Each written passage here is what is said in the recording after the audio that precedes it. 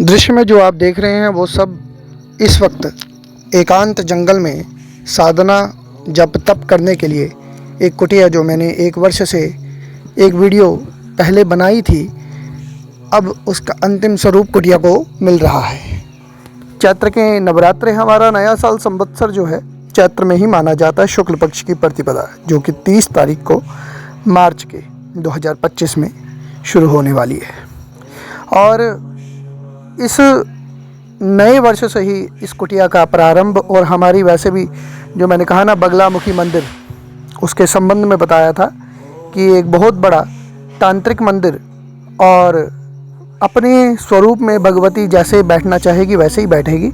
वास्तु की पूरी ए से लेके जड़ तक जो उसके नियम हैं, जो मंदिर का नियम है, वो पूरा एक स्वरूप तैयार होगा। उससे पहले यहाँ एक भगवती की इसी धरा पर एक तपस्या करने के लिए कुटिया का निर्माण हो रहा है। तपस्या का मतलब भगवती के चरणों में बैठकर उनके निमित्त, क्योंकि घर में बैठकर इधर उधर मन भटक सकता है, कई प्रकार के लोग आते हैं जाते हैं देखते हैं, लेकिन एकाकिनः तपः, एकाक मतलब अकेले में ही तप होता है। तो साधना करने के लिए ऐसे एकांत जगह जंगल कहाँ मिलता है, और सारी व्यवस्था है। और भगवती कृपा से शायद अब ज़्यादा देर नहीं जो कार्य अपने शुरुआत होगा।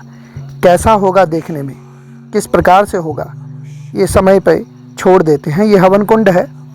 हवन कुंड यहाँ पर नित्य भगवती का रात्रि में, क्योंकि विशेष भगवती बगलामुखी की उपासना, उसी के संबंध में साधना, उसी का हवन यहाँ पर किया जाएगा।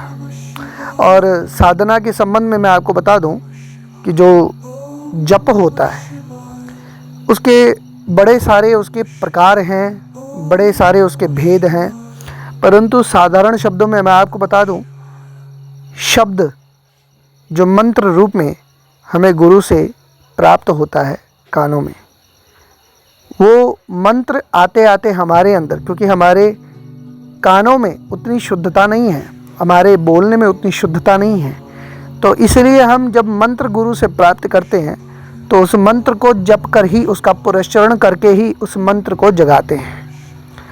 तो मंत्र को जब एक ध्वनि बिल्कुल शुद्ध उच्चारण के साथ जब आप जप करते हैं तो एक प्रकार की ऊर्जा का निर्माण होता है, जो आपके आसपास इर्द गिर्द जो है अपना एक आभा मंडल बना लेती है। यह आभा मंडल ऐसे आँखों से नहीं दिखती, सूक्ष्म तरंगे, वो दिव्य दृष्टि वो भगवती कृपा से ही प्राप्त होती है।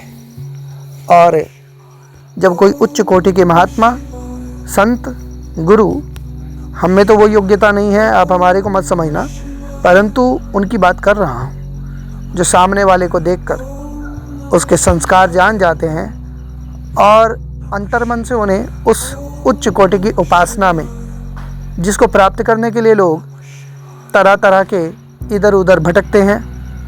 कई लोग पैसे देते हैं उच्च कोटि की विद्याओं को सीखने के लिए, लेकिन याद रखना, पैसे देकर कभी भी कोई व्यक्ति साधना को पूर्ण कर पाया, ये मेरी दृष्टि में तो आज तक ना देखने में आया, ना सुनने में आया, ना पढ़ने में आया।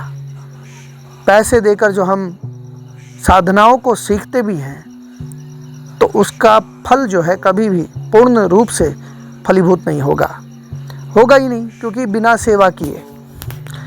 अब बात ये आती है कि शिष्य जब गुरु को कुछ देता है, वो कुछ भी दे सकता है भैया, तो वो खरीदना नहीं होता गुरु की तरफ से, वो शिष्य का अपना भाव होता है, समर्पण होता है, वो तो तन मन धन सब कुछ दे दे। परंतु मैं उनकी बात कर रहा हूँ जो पैसों में विद्या को सिखाने के लिए लालायित रहते हैं, परंतु एक अच्छा गुरु सामने वाले से उम्मीद करता है, उसको देखता है, उसका समर्पण, उसके देने से, उसके समर्पण का ये नहीं कि उसने पैसा दिया तो समर्पण, वो सामने वाले के बिल्कुल अंदर सत्यता के साथ उसके दिए पर विचार करता है।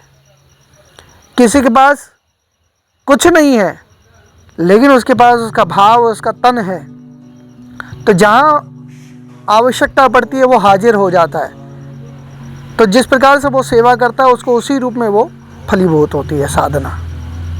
पैसों में जो शारीरिक रूप से प्रकट ना हो, सामने ना हो पाए, तब वो दूसरे रूप में उनकी सेवा करता है। तो एक बात याद रखना कि जो गुरु होते हैं उनके प्रति हमारा भाव, दृढ़ निश्चय, मतलब ऐसा होना चाहिए कि कभी भी हमारे गुरु को हमारी आवश्यकता हो तो हम प्रकट हो जाएं।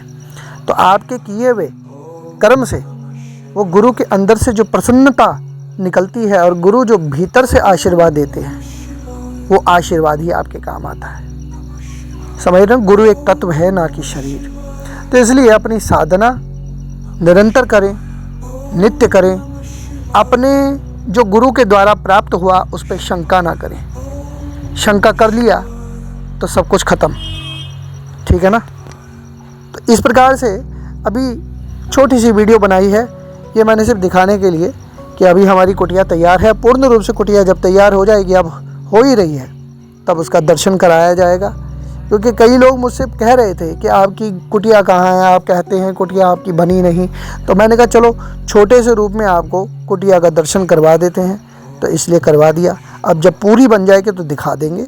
हर हर महादेव।